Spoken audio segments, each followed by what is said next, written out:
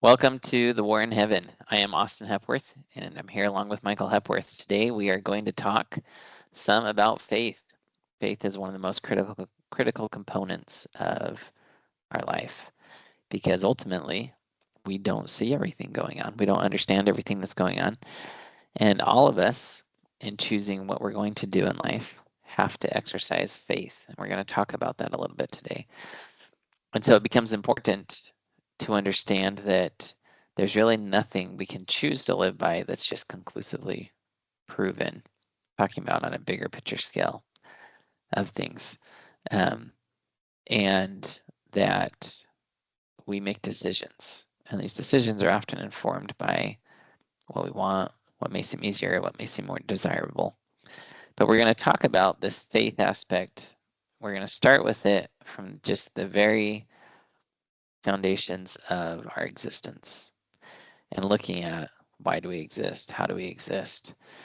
And in our world today, there are two main forms of our two main principles or stories or theories or beliefs about how we came to be. And one's evolution and one is creationism, or in some form of higher intelligence that built us, created us, formed us, something like that. And it's interesting to look at both of these. And I believe very strongly that whether you believe in evolution, whether you believe in God or in creationism, you're exercising faith because there's many aspects of it that are simply unproven, unproven to the human physical realm that we can't touch. And I believe that one reason that's the case is because life itself is something that we can't fully separate and identify. What is it that makes a cell work one day and not the next day? We don't fully know what life is, other than we can see it with our eyes. We can see that humans can talk and move. We can see animals. We can see different things. But at the end of the day, what is it? And what are we talking about? And so when we look at life, when we talk about the two main theories, there's kind of a Big Bang theory that says at some point there was an explosion and matter shot out just into chaos, randomness, and all these different things went out. And over time, based on the laws of the universe, there came to be matter that formed, pulled itself together. Some of it got super dense and turned into suns. Some of it became dense enough to be a planet orbiting those suns. And according to the theory of evolution, things just happen by chance, meaning there was just so many moments of chaos going on that some things lined up perfectly. And out of those things that lined up perfectly, there was life born at some point. At some point, there was enough that lined up to create life. And then that life then reproduced. It then passed on its genetic code, and it also took on more genetic code. And again, whether that was now intentional or accidental is something that I don't think has been conclusively decided in the theory of evolution, because there's some sides that talk about survival of the fittest, or even in the teachings that I hear, and maybe it's not pure teaching from the theory of evolution, but they'll often talk about how animals gained an advantage through different evolutionary aspects or traits. So some might have turned white, and some might have lost their tail or gained a tail or different things because it gave them an advantage over other creatures. Some people, when they talk about it, say it's just accidental. It's only those that had the advantage that survived. Others seem to indicate that there's something that realized that the animal would be better off, and the evolution kind of took the course of giving these animals an advantage. But from the evolutionary standpoint, we as humans exist because of chance. And that's about the sum of our existence there. From the creationist standpoint, we exist because a higher power created us. And most refer to this as God, that there's a being that took the time to create the sun, the moon, the stars, put these things into motion, create law, create order, and give us a place to exist. Now, in that realm of creationism, the notion that we're created also infers that we have some type of value, intrinsic worth, that we're special because something greater made us. And it's interesting from the War in Heaven perspective to note that if we believe in this pre-existence, this premortal life before this earth, and that God created this earth, one of the fundamental ways to attack or undermine the faith of the humankind or the ability of humans to solve their problems is to convince them that there's no creator. And I believe very strongly that this notion of evolution versus creationism battles itself out as a replication of situations that took place previously in the War in Heaven, and that is part of the War in Heaven continuing, because ultimately we're battling about what type of faith. What are we going to believe in? Who are we going to believe in? And why? And so as we look at evolution, and Michael and I wanted to talk a little bit today to highlight some of the faith that's necessary for evolution to exist. We know, for example, I think many people are aware of a lot of the faith that's required to believe in creationism.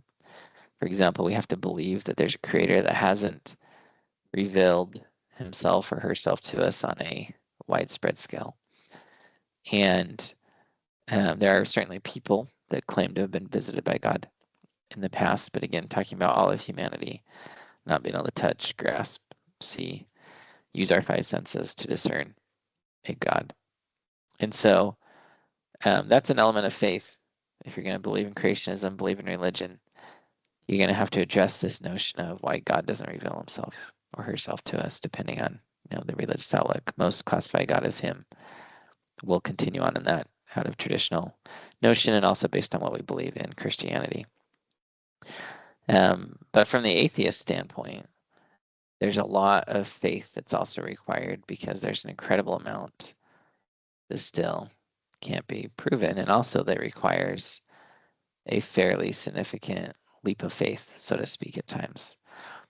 Michael, do you want to share with us a few of the points, things you see or experienced in evolution that require faith as a basis to accept it as true?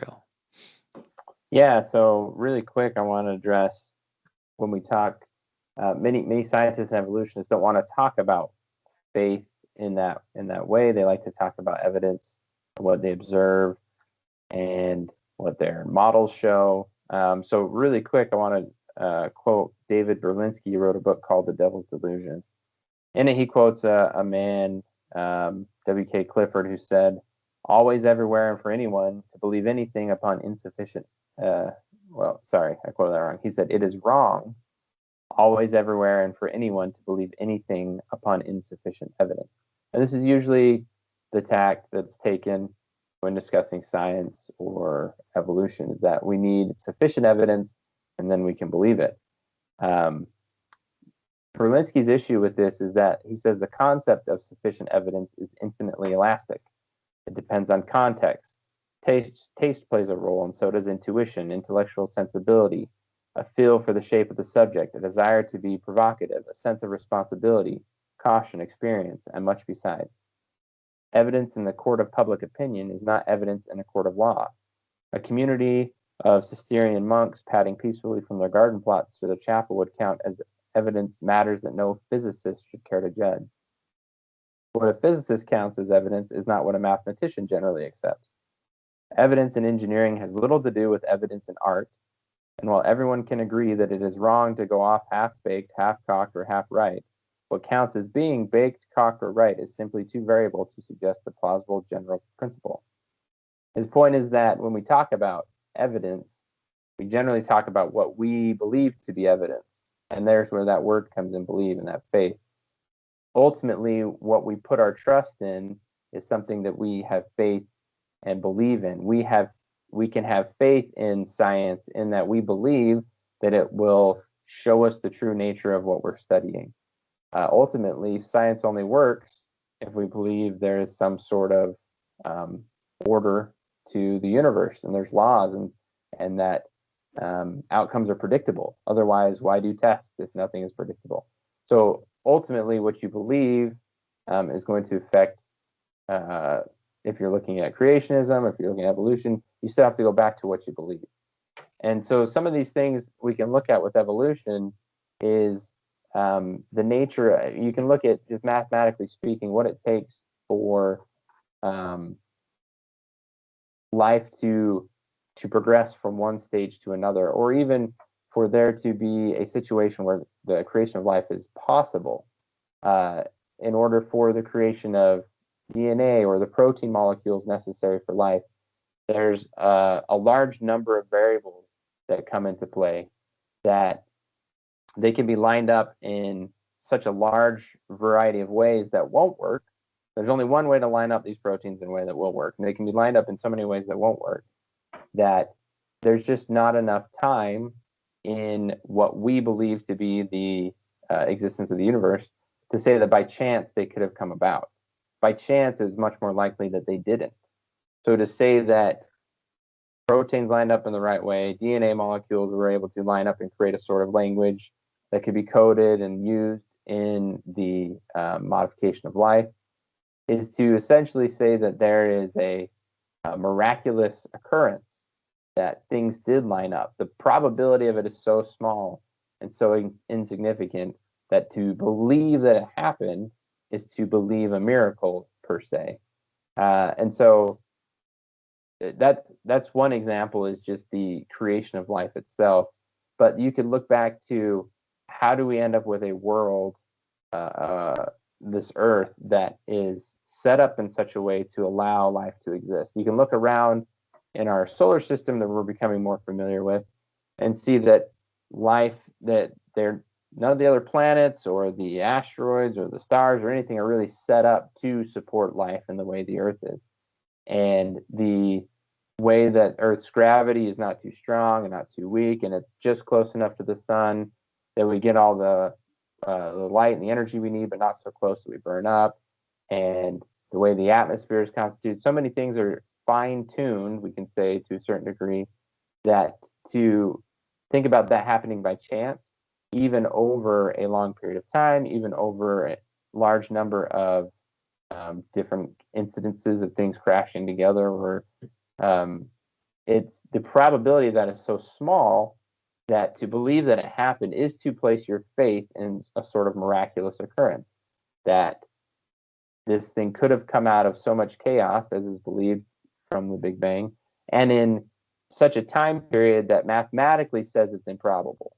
Mathematically, based on all the things that need to come together to make life possible, and all of the attributes that make life then able to evolve, all of that coming together in the span of time that we understand the world to, or the universe to have existed, is so small that mathematics says that it's more probable that it wouldn't happen than that it would.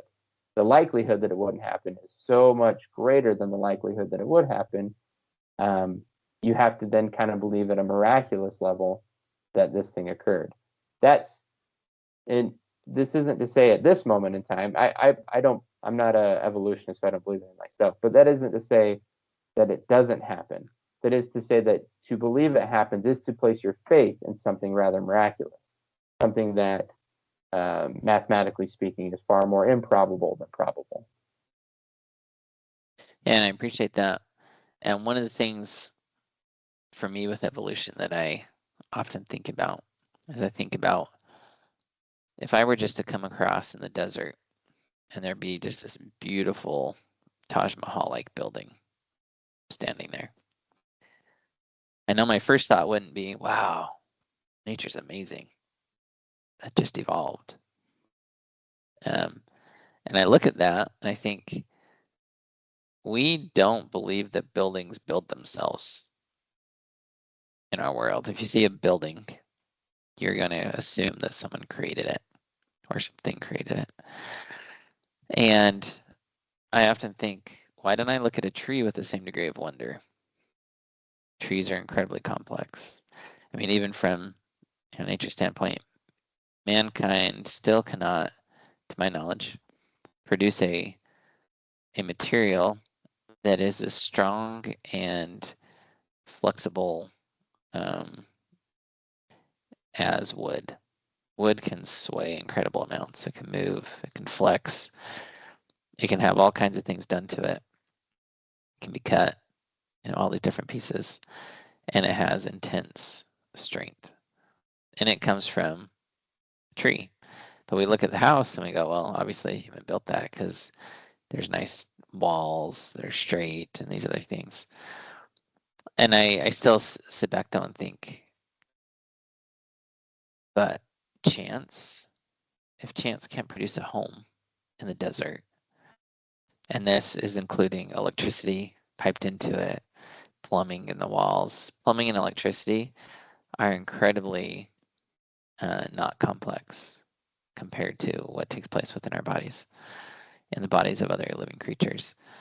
And there's so much that goes on and so many pieces we look at that, to me, there's a lot of faith to say, oh, that building built itself. To me, that's what I hear with evolution, is someone saying, I have the faith to believe that that building built itself. And to me, that takes a leap of faith.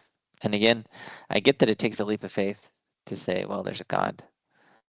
And one of the main reasons, though, I think it takes a leap of faith to accept that there's a God is because it leaves a different question unanswered of, well, why doesn't he show himself to us?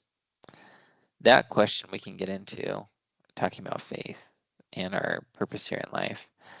And that'll be talked about in another podcast episode.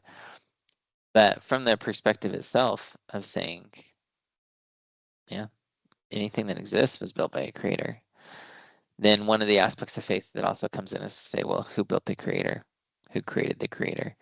And so there is this paradox to creationism that talks about, well, who is the mover and shaker? Who was the first one to create? Where did God come from? Type thing. And that is something that I don't think our logic completely solves. And so there is this big leap of faith with creationism. And there's a big leap of faith with evolution to say, well, either something exists that doesn't have something higher than it, or something just built itself. And so we're looking at this faith side of it.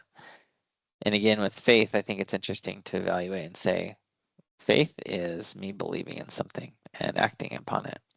So if I believe in evolution and act upon it, what type of morality does it imply? If I'm just here because there was a whole chain of events that lined up and we suddenly have all the right pieces in place to produce something, well, what's morality?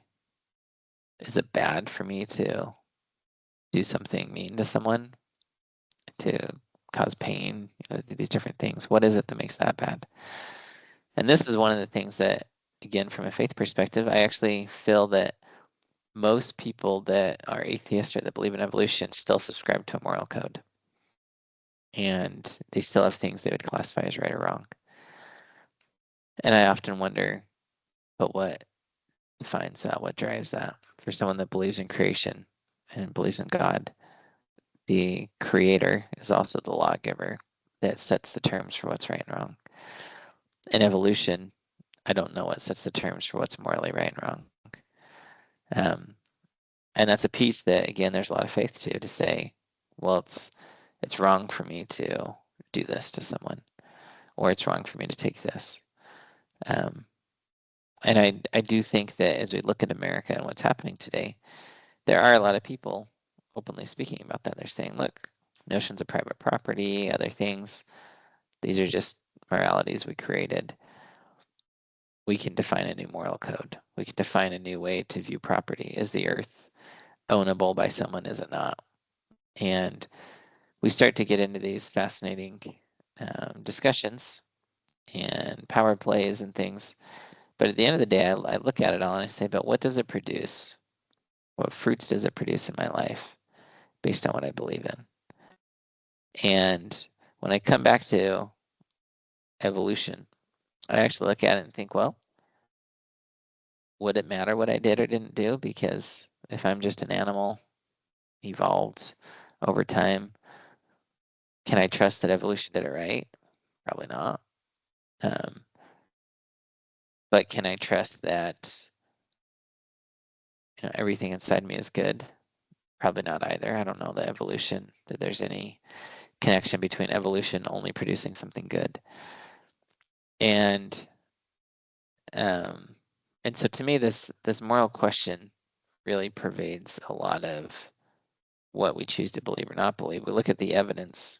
So if we go into the evidence a little bit for evolution, I still struggle with a lot of it because we have some fossils to look at. And it's fascinating to look at fossil records to see what's buried in the earth, to see what bones or different structures may be preserved. But in looking at it, I've often wondered if life started, let's say, in the water. The air and water have two very different ways to breathe. And the one is generally, for lack of a better word, it's not poisonous, but we can call it poisonous. If you're a fish and you get taken into the air, you die. If you're a human and you get put underwater, you die. Because our way of processing, if I take water into my lungs, my body can't pull oxygen from that water. If a fish gets put out of the water and into the gas of oxygen, it can't pull the gas directly. It's got to be pulling it from water. And so when I look at these creatures and the notion of evolution, to say, yeah, evolution means that something in the water learned to breathe oxygen. But what would push something to adopt the ability to take in something that's poisonous or repugnant to it? Why would it do that? If there's something that would kill me, why would I go to it over and over and over again? To me, that goes against evolution. And even then, to go from a fish with flippers or fins to something that can walk and use those, I think how many millions of years have to transpire in the evolutionary theory? And one reason that it requires so much time is because we have had 100 years or more with evolution to look at changes and to look at creatures, and things really don't change very fast from what we can discern. And so when we project that out to all of existence, we say, well, this would take millions of years and millions of years. And at some point, it's fascinating to also then say, well, we had the dinosaurs. They were here a number of millions of years ago. Somehow evolution produced these huge animals first, and then something killed them, whether it was an asteroid or a volcano or something huge. But other creatures stayed alive.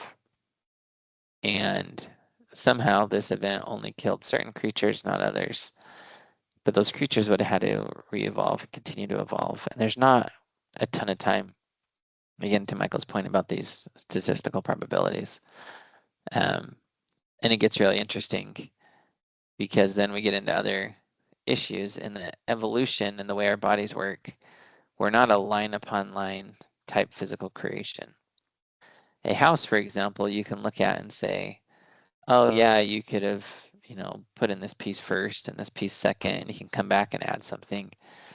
But if you look at a more complex machine, it doesn't necessarily work that way, where you would just have a piece of it and then another piece, and the two pieces would be working together, and then a third piece is added that works together, and then a fourth piece is added that works together.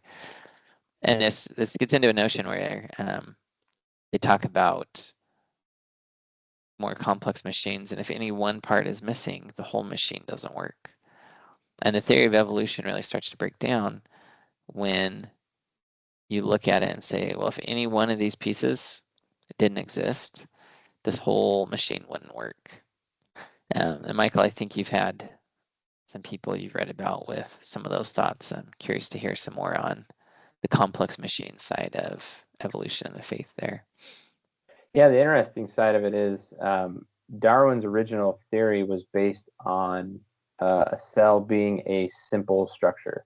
And he states that explicitly. He said if the cell is not a simple structure, then the theory fails, the theory of evolution.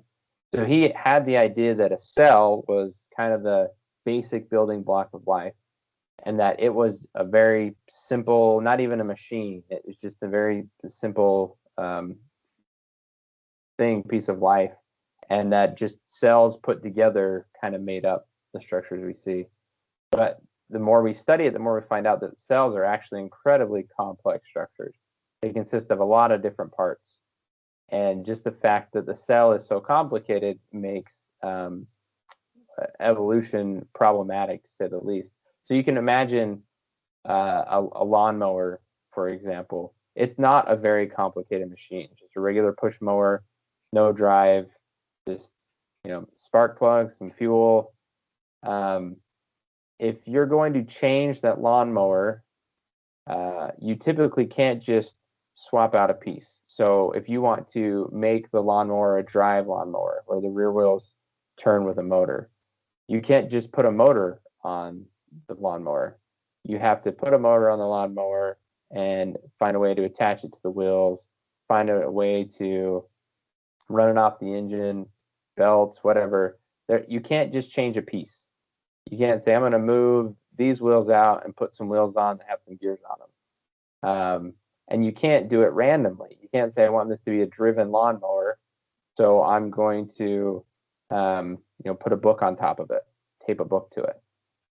Or I'm going to remove a piece and add a piece. And again, you can't do it randomly. You pull out a spark plug and put a screw in its place.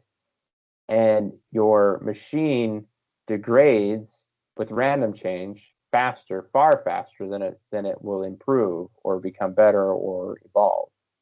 And so the mathematical complexity is an issue because machines aren't just, I can take a piece out and put a piece in and we'll get something new. All the pieces work together to form some sort of cohesive unit. The sum of the parts are greater than the parts themselves. It's kind of another way to look at it. So you can't just randomly substitute parts and make something better. There has to be some sort of intention and design involved to improve a thing from what it is, a complex thing from what it is, to something bigger. You could also think of computer code as another really good example. The last thing you want when you've written 1,000 lines of computer code is for somebody to go in and substitute a character randomly. The whole code is broken at that point. And if you want your code to be better, it requires analyzing the code, understanding the code, and coming in with a design and purpose and intentionally saying, these are the pieces we're removing, these are the pieces we're changing, and making those changes with some sort of intelligent idea behind it. You cannot take a piece of computer code and randomly change characters and have it improve before it degrades to a point that it's useless. And so the idea is the time aspect of it. If you take something complex, DNA, a cell, and you make random changes to it, it becomes inactive almost immediately. And so the chances of it ever becoming better than what it is are so small, they're minuscule. And so it's the idea of degradation versus improvement, and it happens so much faster. It degrades so much faster because of the complex structure of the things that life is made out of. We can see it in the machines that humans build, and the machines that humans build, the code that we write, the engines we make, even the most complex machinery we build, pales in comparison to what you see in the human body. Darwin himself questioned at one point, just looking at the eye and all the way the eye is constructed and all the little pieces that go into it, and he said, it's hard to conceive that something like that, I'm paraphrasing here, it's hard to conceive that something like that could have been created by natural selection. There's so much complexity there that the chances of it not evolving to that state are so great that it takes quite a leap of faith to believe that it could actually happen. Yeah, and I think it's a very fascinating point to think about, because if we made this leap from matter to then life, I don't think there would have been, at least I don't know of any theory that says there was just suddenly an intense amount of it. And so something, because again, it's such an infinitesimally small percentage that we even went from just death or the state of nothing, moving on its own to suddenly something moving and reacting. And maybe it was just a little cell eating something. But if that cell continued to evolve, it meant that, to your point, something's changing, something's being added to it. And again, just the sheer level of existence required to go from nothing of life, no life, to life, even in just a cell, that is so much has to line up. But then for that cell to then reproduce and stay alive and produce other cells that reproduce and stay alive without any of those cells degrading from their random change. Because think about it, if you got your one lawnmower, you push your one lawnmower out and you go, okay, crazy small chance we got this thing made by chance. It was just randomness. It just came together here. Now there's going to be random changes continue, but we're going to have a line of lawnmowers that not only continues to be a lawnmower, but grows into a million different forms of machines. Because there's going to be a line that has no breakdown that kills off all of them. And I think that's this point of the faith or chance required with the theory of degradation is if you have any type of computer programming, you think about what just happened with Delta, one of their third-party security apps that they use in their software gets an update and there's something wrong in the code and it shuts down their whole computer. Everything just goes boom, blue screens everywhere. Delta loses over $500 million as a result of this shutdown. And again, if you think about randomness in code, if there were just random changes to your computer code, how many programs could continue to operate with random changes? Let's say we started with 1,000 programs. Maybe there's 1,000 cells to start out, but they continue to experience this random mutation or change. Most of those are going to die off because pieces will stop functioning and stop working in these complex machines. If you pull any one piece out of the lawnmower, it stops working. And then maybe you could pull off a wheel and still kind of limp along. But if you pull any one piece out of the engine shuts down.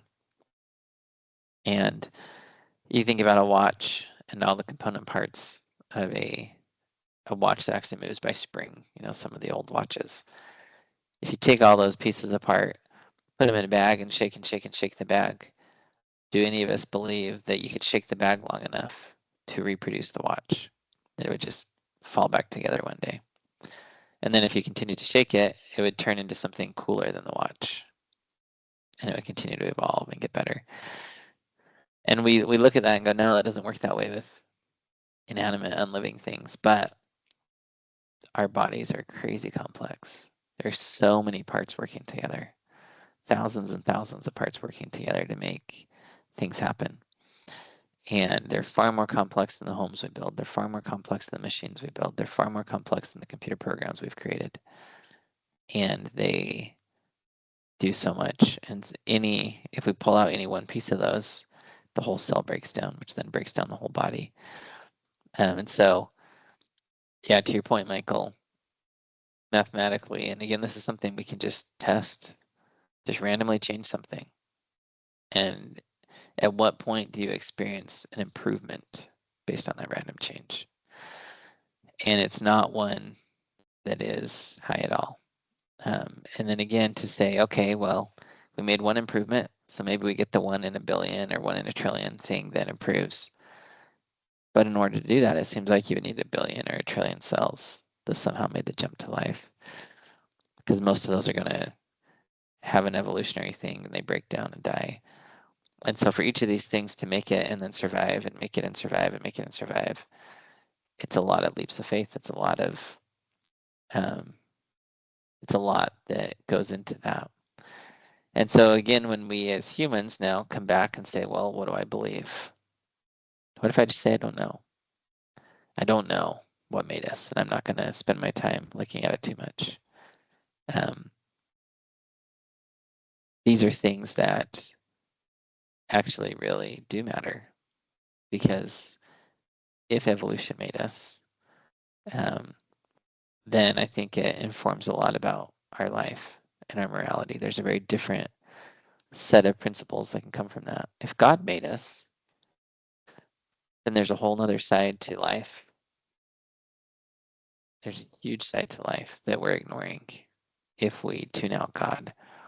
And I suggest that it's very much in all of our best interests to pursue faith, to pick our faith, to really research it and choose it well.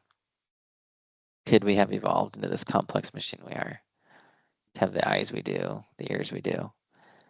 And it's interesting, another question I like to ask is, whether you believe in evolution or believe in creationism or God, is there any basis to believe that we have all of the senses necessary to experience life? And the way that I like to talk about this is to say, if you believe in evolution, evolution will say, yeah, the chance that you develop the eye and the ability to see, it's so remote. It's basically, like Michael said, a miracle. And so you say, okay, so so the chance that we wouldn't develop the ability to see is, 99.99999% on for infinity. The chance we do develop the ability to see is so infinitesimally small, it makes it basically miraculous. And then you say, well, what's the chance we develop 5 senses to discern the world around us? Smell, touch, taste, sight, hearing. It's even much smaller chance that we develop all 5. And then if you ask, well, statistically speaking, what's the chance that there's a sense we did not develop? It would basically be so high, because it'd be almost virtually 100% that there's something we didn't develop because we didn't have every possible chance line up for us.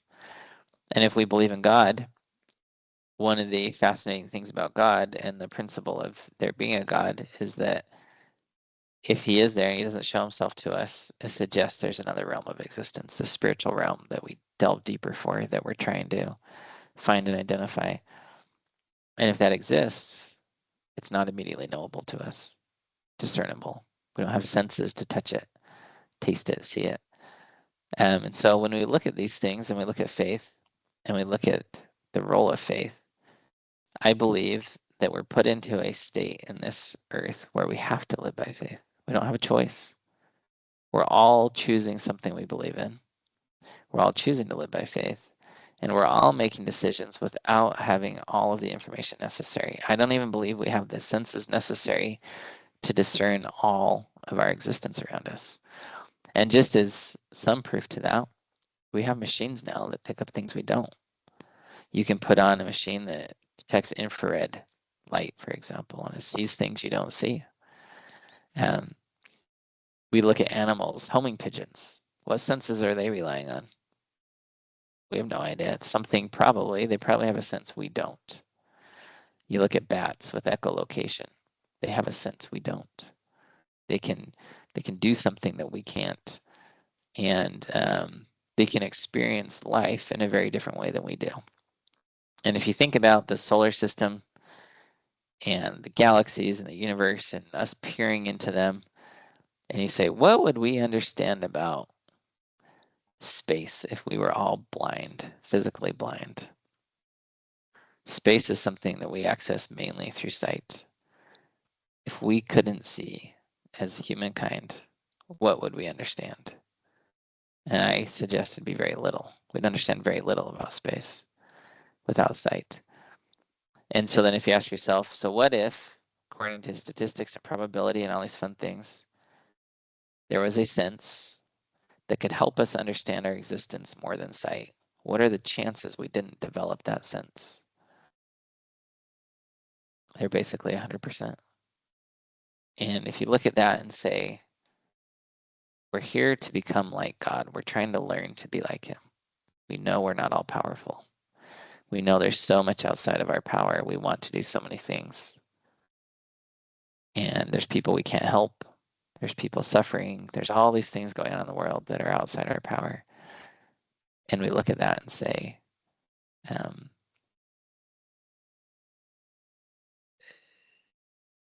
I guess we look at that to realize we're not like God yet. We have this growing period, still this learning period. But I very much believe that we are missing senses. We don't comprehend everything around us. And no matter how much we want to be sure, we're not. Because at the end of the day, we don't know what life is even. We can't isolate it. There's not a machine that beeps and says, yep, there's life, there's not life. I mean, we can detect heat, we can detect different things, some signatures of it, but we still don't know what life is. We still don't even fully know what conscious thought is. We still don't know what gravity is. Some of the very basic things of our existence. And these are pieces that I believe we'll continue to wrestle with for quite some time. But as we do, one question then arises. In our world of faith, having to live by faith, to decide, well, how did we get here? What's our purpose? Where are we headed? Is there a way to know the truth? Because evolution, I don't know if there's any law in evolution that says we could for sure know the truth. And so maybe evolution, if you believe in that, there's not a way to know. I don't know. People can correct me on that if I'm wrong. I don't know of something in evolution, though, that says you can for sure know the truth. But in creationism, if we are here to become like God, and if he created this life for us, then it begs the question, did he provide a way to know the truth? And what does that require of us if there is a way to know the truth? And Michael, I'm curious what your thoughts are on that, what you would tell someone of, is there a way to know the truth? Yeah, to go back to your point on evolutionism or kind of materialism, if you were created through an evolutionary process, if you became what you are, then your mind is just the product of a random process. And at that point, you have to ask yourself the question, well, is that something you can trust? And what evidence do you have to say that you can trust what your mind says? So if all that we can do is observe the world around us using a scientific process, utilizing a brain that was created by chance, is how much can we trust that? And to your point, can we find truth at that point? And it seems hard for me to imagine, number one, that it's possible that we can trust it, and then number two, that there's even a reason. I don't know why I would search for truth at that point.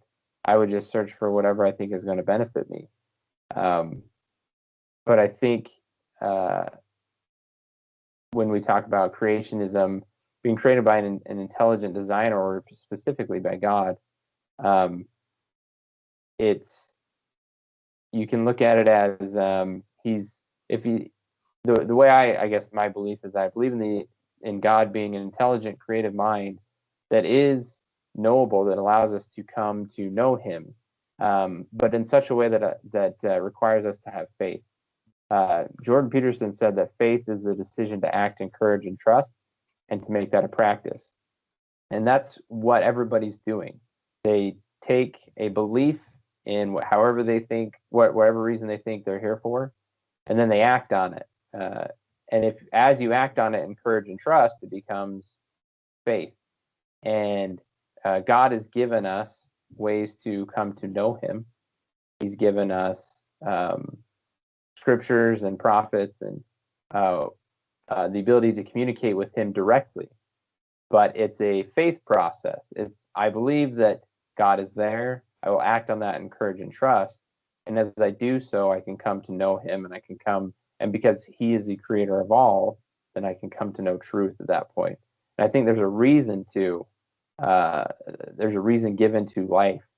We're trying to learn about God and to come into Him, and it gives us purpose. Whereas before, if it's just evolution, I don't know that I can trust what I see.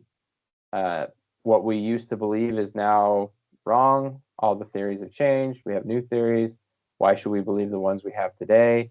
Why should we believe that the machines we're creating to measure are giving us information as it really is? Is there an as it really is, or do we just see things as we perceive them to be? And if there is no God, no intelligent designer, doesn't matter. If one person believes that the earth is flat and one believes that it's round, and they're both able to get about their lives and survive, then it doesn't really matter. Is truth important? It seems to me that everybody believes that truth is important. We tend to argue with each other because we feel that we want other people to understand. We're always searching for the truth, and there's an innate sense inside of us looking for that. Where else would that have come from, if not from a designer who wants us to come to know him through faith? Yeah, and I love that thought of, um, why do we search for truth? And everyone I see, and at least anyone I've interacted with, I believe I can sense they're all operating according to some notion of truth. They might say, I want a hamburger, and they're going to drive down to their favorite hamburger store because something in all of their experience says there will be a hamburger there for me. And just even that alone, in some ways, is a very basic search for truth. We're living by truth, we're acting on it. Because if I get in the car to drive somewhere, I actually believe there will be something, a reason or a purpose for me to undertake that trip. And most everyone will argue about what's right or wrong. We look at our political divide in America. We get very frustrated by it. But at the same time, could we choose to see it as evidence that there is a deeper truth that we as humanity are striving for? That humans want to live by truth because we are divided. There's opinions. There's things that then say, well, what are we striving for? What are we searching for? And I very much believe that the lens through which we look at life will determine the amount of peace we find and where we look for truth and purpose and meaning to our existence. If we want peace, if we want happiness, I very much believe we have to find and live by truth. There is a route to peace, there is a route to happiness. And we've talked some about agency in the past. And one of the reasons that faith is required, we've kind of talked about life and the future, the fact that if there's something undecided still ahead, there's a future, there's life. We get to decide. Agency is tied into that. Faith is tied into that as well. If it's all set out and there's no faith required, it's almost taking away a measure of life or the way that our life's set up here. Because we have to be the ones that decide to be the most alive, to experience the peaks of life, the deepest or the highest joys, the highest successes, the highest fulfillment that can exist. We have to be the ones that choose. And so God, I believe very strongly, is very intelligent, sets things up to put us on a journey and a path. We can find things line upon line, piece upon piece. We'll grow in truth, we'll come to learn. And as we seek Him, and as we seek to communicate with Him, our ability to find truth will radically increase. And doesn't mean that our lives will be pain-free, doesn't mean we won't have darkness or sorrows pass through them. But it does mean that our heart will be full of something that it lacked before. We'll have something to carry us through it. We'll have a purpose to pursue. We'll have things to understand and things to be. And this is a journey that as I've gone on it and pursued the things of God and tried to say, I want to understand more. I want to believe that these things are true. I'm going to exercise faith in them, live by them. My life continually is being reshaped in the way I see things. And I'm understanding more and more. And the sense of peace and fulfillment inside grows. The emptiness inside shrinks. And that's something that I believe very strongly from the War in Heaven perspective. God gave us this world to be able to experience. Again, we were with Him before. We left His presence for a reason. We came to learn about who we are. And I believe that faith is the ultimate way for us to determine who we really are inside. What do we turn to when there's questions? What do we want? Do we want a moral code to live by? Do we not? Do we want to be able to harm people, harm ourselves with no repercussions? Or do we want to live in a world where we work together, we exercise restraint, we have some level of moral code? And this is playing itself out politically. And, well, what can we do with life and abortion, for example? Can a mother abort a baby? What does it really revolve around? I think one of the things that abortion often doesn't revolve around, the question is, can a person experience all the pleasure they want with no responsibility attached to it? Or should pleasure and responsibility go together? And we often want that. It's not just in abortion that this same question plays out. People can get addicted to pornography, for example. They're seeking pleasure without responsibility associated with it. We want to eat whatever we want and then want someone else, the insurance company or the government, to pay for our health consequences. We want the doctors to create magic pills to make it all better. And the question is, does life come from shirking responsibility, or does life come from accepting it? And when I look at evolution, to me, evolution is one of the ways to say I'm kind of not responsible. It's just up to chance. Everything's up to chance. And we lose this self-determination aspect, which means I lose fulfillment, I lose drive, I lose purpose to do good, to be good. But those are the very things that bring life when I exercise that agency. And so to me, the question of what we believe and why we believe is deeply critical to what we're going to experience in life. Our path will lead us somewhere. And are we on a path that is sustainable, knowable, that has a conclusive end, a good end to it, or a good journey destination to arrive at? Or are we here just coasting along saying, well, I can just enjoy life, not worry about the consequences, but go along with the nagging thought of, but is that true? Is eating everything I want really what brings happiness? Is looking at pornography really what brings happiness? And the answer is no, it's not. There are bounds and there are laws and there are things that we get to experience so that we can learn through experience what these things are. But Michael, do you have any final thoughts for us before we wrap up for the day? I like how you put that in. What we believe is kind of determining what we're looking for, what our purpose is, and the question we should ask ourselves is, where did these laws come from that we seem to be bound by?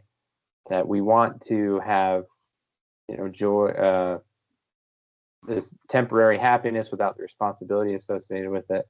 We want things, we don't want to take the responsibility on it. We seek to get rid of responsibility every time we can. There's a quote by an author named Terry Pratchett in his book Dodger. He said that responsibility is the anvil upon which mankind is formed, which I really like. That it's we seek to shirk responsibility, but that's what kind of creates us to be who we are, and that's what helps us grow. And ultimately, we find peace and meaning in life as we take on responsibility and become more capable individuals. And for me, there's no necessity or reason for responsibility in a faith based in kind of an evolutionary materialistic standpoint. We seem to be looking for more than that as human beings.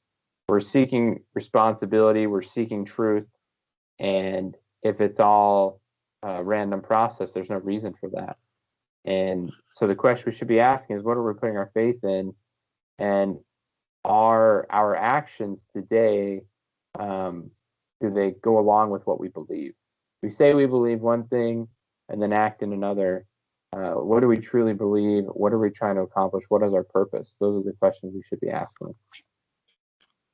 Yeah, and I really do believe that those questions will greatly change what we feel our experience in this life and the levels that we can reach in the sense of personal fulfillment, in the sense of this journey. And ultimately, this whole existence, the more I learn about it, the more I see that this whole existence is to teach us who we are, what we want, and who we're capable of being. So thanks for joining us.